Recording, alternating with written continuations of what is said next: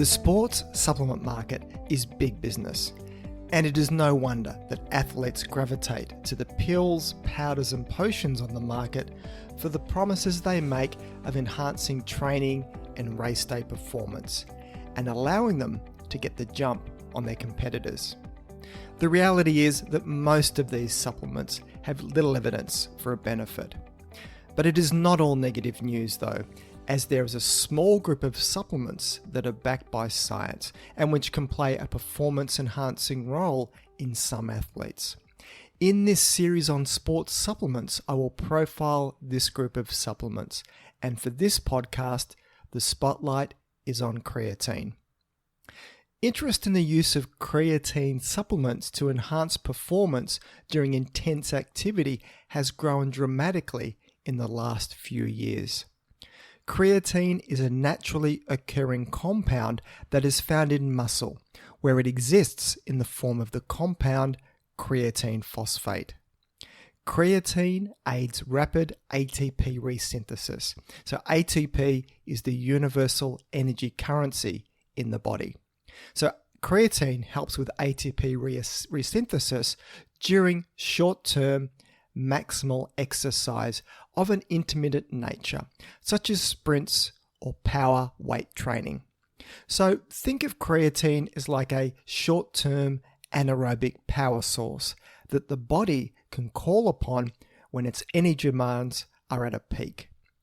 Theoretically, the more creatine phosphate that is in muscles, the higher the intensity at which an athlete can train. High intensity training stimulates the muscle to grow and adapt, which in turn improves performance. Animal foods such as meat and fish are good dietary sources of creatine, but our body can naturally produce it as well. And of course, supplementing with creatine can boost muscle stores as well. Creatine has a clear role to play in power sports like weightlifting and sprinting. These are examples of short-term, repetitive, high-intensity activities. Creatine has been linked to improving performance by increasing muscle strength and size, as well as cell hydration and glycogen loading capacity. So what does the evidence say about creatine and sports performance? There have been well over 200 studies, reviews and meta-analyses done, so this is one supplement that has been well researched and is backed by real science, not bro science. In fact, creatine was one of the few supplements to get the tick for having good evidence behind it in the 2018 IOC consensus statement on dietary supplements for use by high performance athletes. And I'll link to this document in the show notes. So studies show the greatest benefits of creatine are in recovery from high intensity bouts of exercise with short rest intervals. So what that means is that it may not make a person run a quicker 100 meters, but they'll be able to run faster sprint times if they're doing it repeatedly, such as intermittent activity sports like football, where there may be high intensity bursts of activity for less than 30 seconds, followed by periods of relative rest.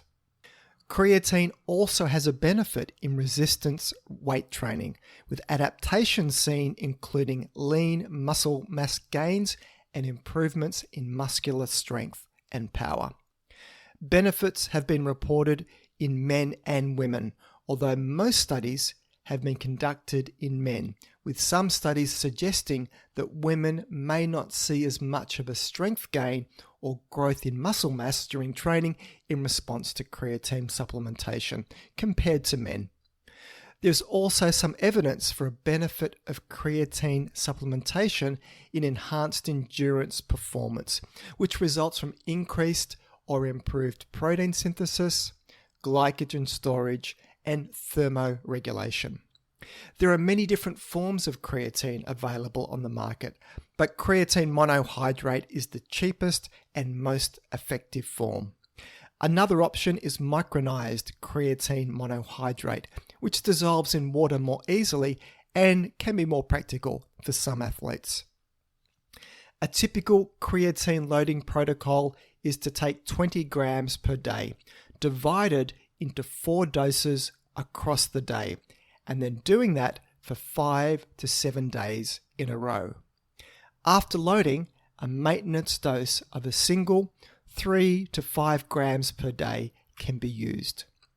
Creatine is usually taken together with some carbohydrate to increase insulin release, as that insulin will increase creatine uptake into muscle. Creatine loading has been shown to increase muscle creatine content by around 20%, and this is what explains the sports performance benefit. Now, one known downside of creatine use is weight gain of around 1 to 2 kilograms. All that extra creatine that is being stored drags additional water with it into the cell. So for athletes in weight-sensitive sports, such as endurance athletes or in events where body mass must be moved against gravity, such as high jump or pole vault, or where athletes must achieve a specific body mass target, such as lightweight rowing, then performance gains of creatine must be balanced against the adverse effects of the weight gain. Now, on the question of safety, creatine is considered safe for healthy adults. Concerns in the past, though, have been raised about higher risk of muscle cramps due to increased muscle water content. There's been concerns of headaches due to water storage in the brain. Also, if you do reading on the internet, you'll see concerns about muscle tears and injuries due to increased training. And then sometimes insulin resistance and diabetes, concerns about it being a carcinogen, and even renal problems to do with creatine. But as the research field has grown, there is little evidence to support a greater risk of any of these concerns.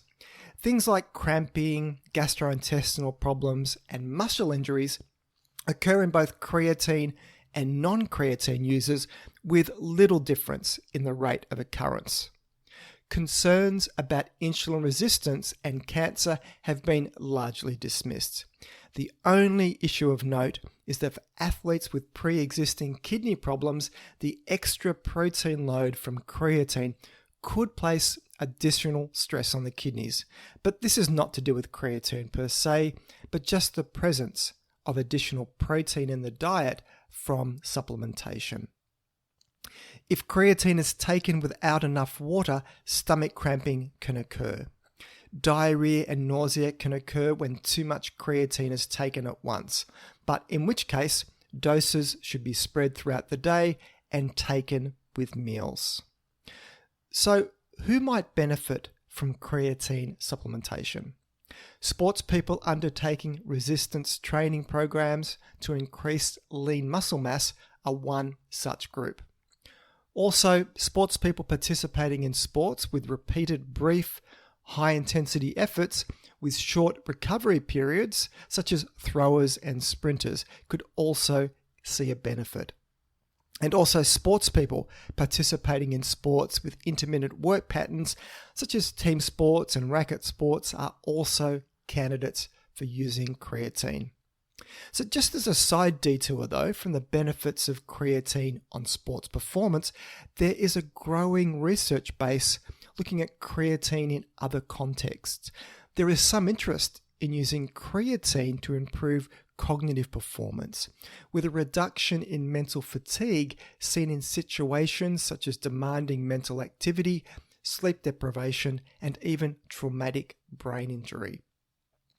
Several studies have also investigated the short and long-term therapeutic benefit of creatine supplementation in children and adults with various neuromuscular diseases like muscular dystrophies, Huntington's disease, and even Parkinson's disease.